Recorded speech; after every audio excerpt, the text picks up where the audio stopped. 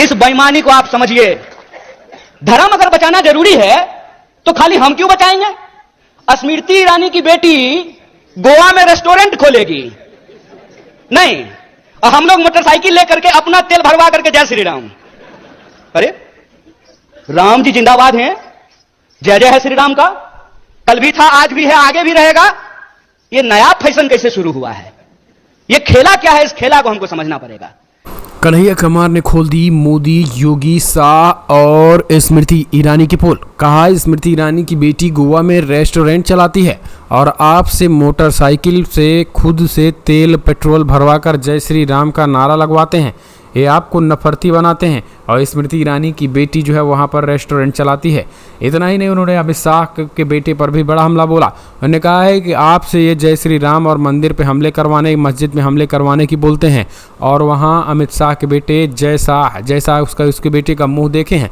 यानी अमित शाह के बेटे पर जमकर हमला बोलते हुए कन्हैया कुमार का ये वीडियो ताबड़तोड़ तरीके से वायरल हो गया है। उन्होंने कहा है कि आज अमित शाह के बेटे को BCCI चीफ बना दिए हैं और तुमसे कहते हैं कि तुम क्रिकेट देखो और पैसे दो। और इस तरीके से कन्हैया कुमार ने एक करके मोदी के भ्रष्टाचार घोटालों पर भी पोल खोली है। कन्हैया कुमार की स्ट्राइक के बाद जो है वो पूरी भाजपा सन्नाटे में है। चुन चुन कर एक वार जरा सुन लीजिए आप। मेरी एक दोस्त है, उसने मुझे कहा एक दिन कि मुझे मोदी जी बहुत पसंद हैं। हमने कहा कि तुमको हम ना पसंद हैं यह बात कोई दिक्कत नहीं है, लेकिन तुमको अगर मोदी जी पसंद हैं तो एक बात हम तुमको कहना चाहते हैं, ईश्वर करें कि तुमको मोदी जैसे ही पति मिले।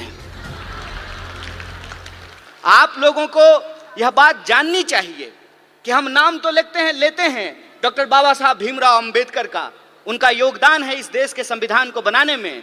लेकिन अगर आप संविधान सभा को देखेंगे तो 15 महिलाएं भी उस संविधान सभा की सदस्य थी, जिन्होंने अपने विचार रखने, अपने सलाह दिए, जिससे यह संविधान बनकर के तैयार हुआ।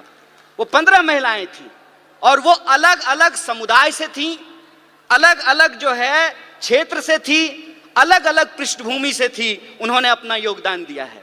इस देश के इतिहास को अगर हम देखें तो आप महात्मा गांधी के योगदान को भुला नहीं सकते हैं।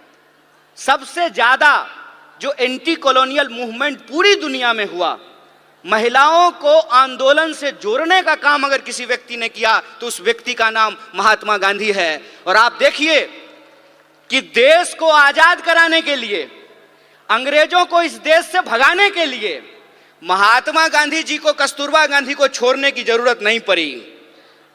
छोड़नी पड़ी क्या? कस्तूरबा गांधी को साथ लेके चलते थे ना। और एक आज के प्रधानमंत्री हैं, कहते हैं कि हमको देश की सेवा करने के लिए पत्नी छोड़ना पड़ा। हाय रे बेईमानी। मेरी एक दोस्त है, उसने मुझे कहा एक दिन कि मुझे मोदी जी बहुत पसंद हैं।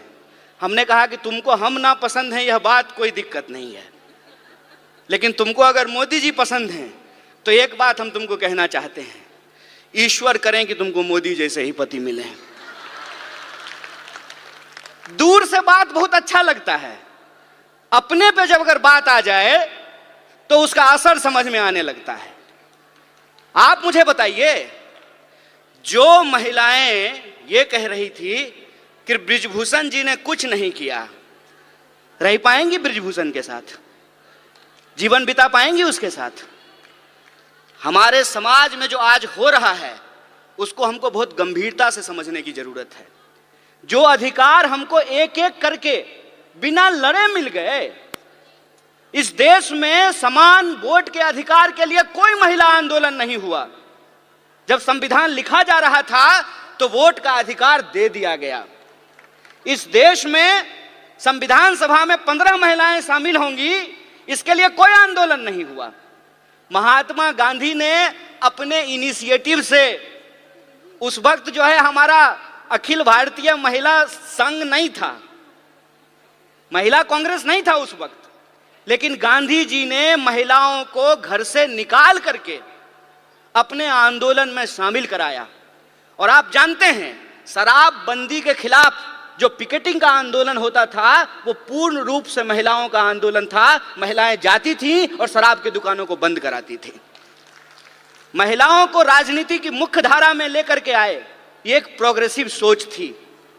प्रोग्रेसिव सोच के चलते संविधान सभा का ऐसे निर्माण हुआ जिसमें महिलाओं कि देश को आजाद कराने के लिए, अंग्रेजों को इस देश से भगाने के लिए महात्मा गांधी जी को कस्तूरबा गांधी को छोड़ने की जरूरत नहीं पड़ी।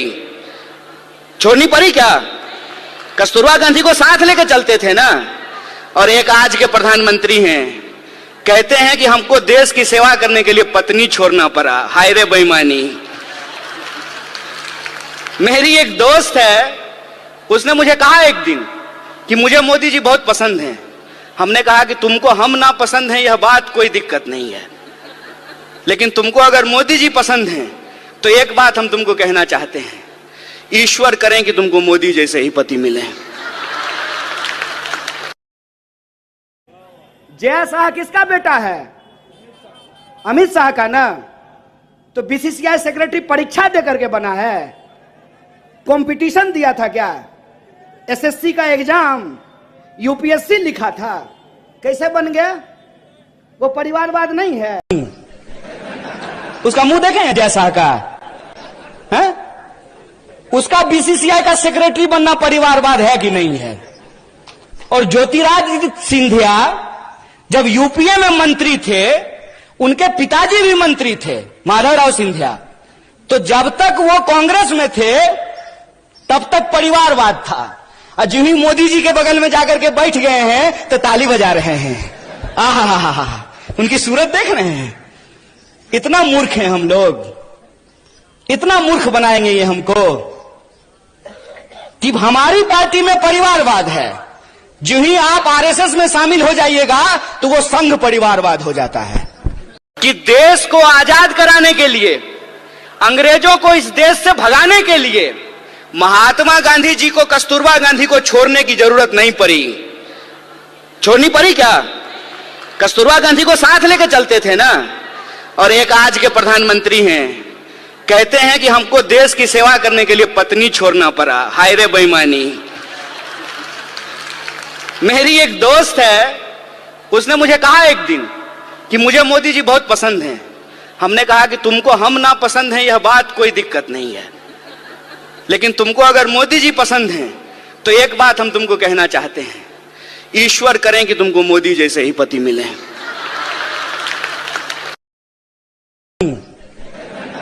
उसका मुंह देखें जय शाह का है?